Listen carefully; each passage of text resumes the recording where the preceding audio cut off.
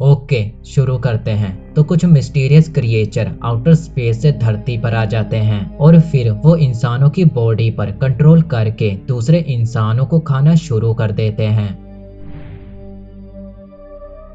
कहानी की शुरुआत में हम एक कपल को एक सुनसान रास्ते पर बैठे देखते हैं। वो दोनों चलते चलते काफी ज्यादा थक चुके थे तो बैठकर आराम कर रहे थे और तभी वहां पर एक लड़की आती है और वो देखने में नॉर्मल बिल्कुल भी नहीं लग रही थी। वो काफी ज्यादा जख्मी थी और उसे देखते ही ये दोनों वहां से भाग लेते हैं। लेकिन कुछ दूर जाने पर उस आदमी को लगता है कि शायद उस औरत को मदद की जरूरत होगी और वो वापस उस औरत के पास आता है और यही तो उसे नहीं करना था। वो औरत उस आदमी पर हमला कर देती है और उसे जान से मार डालती है और फिर वो उस आदमी की वाइफ की ओर बढ़ने लगती है और उसे भी जान से मार देती है। अब हम एक ड्राइवर को देखते हैं जिसका नाम टॉम है। वो अपनी वैन में एक पैसेंजर को जिसका नाम केट है उसे लेकर कहीं जा रहा था। अब टॉम अपने दूसरे पैसेंजर के पास आता है जो थी मार्था और उसकी मॉम। वो मार्था को अपने साथ आगे बैठा लेता है और मार्था की मोम पीछे केट के साथ बैठी हुई थी।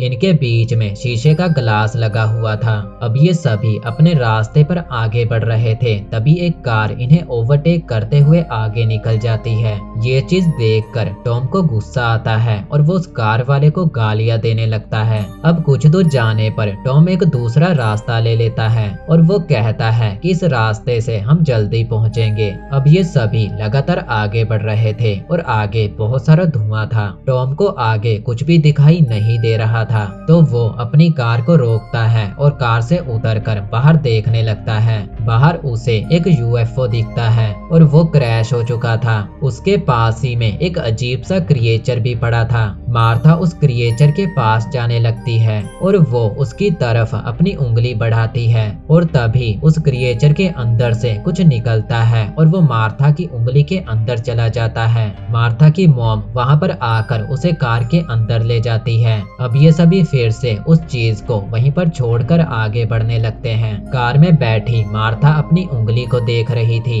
उसकी उंगली नीली पड़ चुकी थी और उसकी आंखों का रंग भी बदल चुका था। टॉम मार्था को ही देख रहा था। मार्था की मॉम उसे बुलाती है लेकिन मार्था उन्हें कोई भी जवाब नहीं देती। वो बस अपनी उंगली को ही देखते जा रही थी। टॉम बस मार्था को ही देख रहा था और तभी उनकी कार के सामने एक लड़की आ जाती है और टॉम उसे उड़ा देता है। टॉम चुपचाप वहां से निकलना चाहता था लेकिन केट उसे गाड़ी रोकने को कहती है और टॉम को जाकर देखने को कहती है कि शायद वो लड़की जिंदा हो। टॉम गाड़ी रोक देता है और अब ये सभी उस लड़की के पास जाते हैं। केट देखती है कि वो लड़की अभी भी जिंदा है तो टॉम एम्बुलेंस को कॉल करने लगता है लेकिन तभी उसका फोन इतना ज्यादा गर्म हो जाता है कि उसे फोन दूर फेंकना पड़ता है। अब ये सभी उस लड़की को उठाकर गाड़ी के अंदर लेकर जाते हैं। उस लड़की का चेहरा बिल्कुल भी नॉर्मल नहीं लग रहा था। वो देखने में बहुत डरावनी लग रही थी।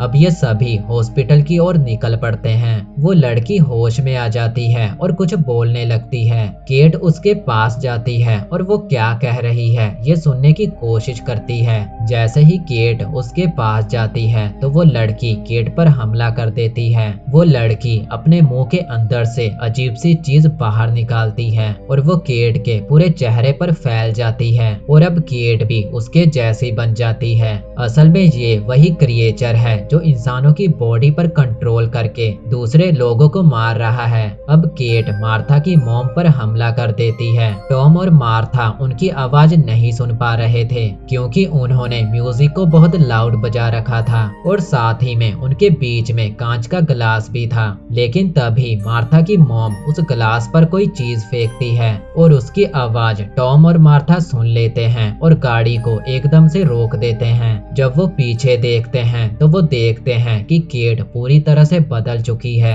और वो मार्था की मॉम पर हमला कर रही है। टॉम भागकर पीछे जाता है और मार्था की मॉम को कार से बाहर निकाल लेता है और केट को बुरी तरह से मारकर गाड़ी के अंदर अंदर ही बंद कर देता है। लेकिन वो क्रिएचर गाड़ी से बाहर निकलने की कोशिश कर रहा था, तो ये तीनों जंगल की ओर भाग लेते हैं। टॉम इन दोनों को एक दूसरे रास्ते से जाने को कहता है और वो खुद दूसरे रास्ते की ओर चला जाता है। और तभी वो क्रिएचर गाड़ी से बाहर निकल आता है। मार्था और उसकी मॉम जंगल के रास्ते आगे बढ़ रही थी, लेकिन अब मार्था की वो उंगली, जिस उंगली में वो क्रिएचर गया था, उस उंगली में उसे बहुत तेज दर्द होने लगता है। मार्था दर्द से चिल्ला रही थी और वो क्रिएचर मार्था की आवाज सुन लेता है। अब वो उनकी ओर ही बढ़ रहा था। तभी मार्था की मॉम मार्था को वहां से जाने को कहती है और वो खुद वहीं पर रुककर उस क्रिएचर का सामना करने लगती है। मार्था वहां से जाना तो नहीं चाहती थी, पर उसे जाना पड़ता है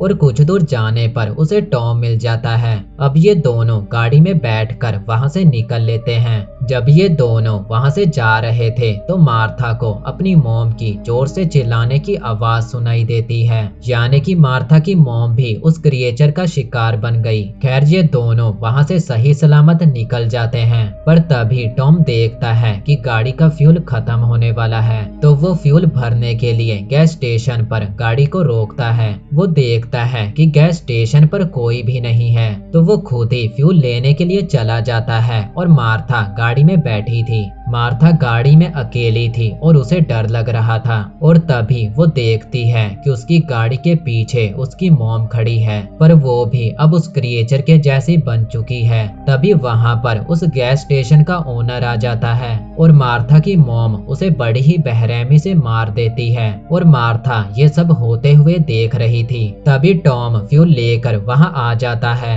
वो अपनी गाड़ी में फ्यूल डालता है और अब ये दोनों वहां से निकल जाते हैं। ये दोनों खुश हो जाते हैं कि इनकी जान बच गई और तभी वहां पर बारिश होने लगती है और इनको लगता है कि इनकी कार के ऊपर कोई है। टॉम एकदम से ब्रेक लगा देता है और तभी कार के ऊपर से वही क्रिएचर नीचे गिरती है। टॉम उसे अपनी गाड़ी से कई बार कुचलता है। अब वो काफी ज्यादा थक जाता है और मार्था को कहता है कि गाड़ी के पीछे पानी पड़ा है, तुम जाकर उसे ले आओ। मार्था पानी लेने के लिए गाड़ी के पीछे जाती है, पर वो क्रिएचर अभी भी जिंदा था। वो एकदम से खड़ा होता है और अपनी जीभ से टॉम का गला घोट देता है, लेकिन तभी मार्था वहां पर आकर टॉम को बचा लेती है। अब वो क्रिएचर मार्था की विंडो के पास आती है और अपने सर को विंडो से मारती है, जिससे विंडो टूट जाती है।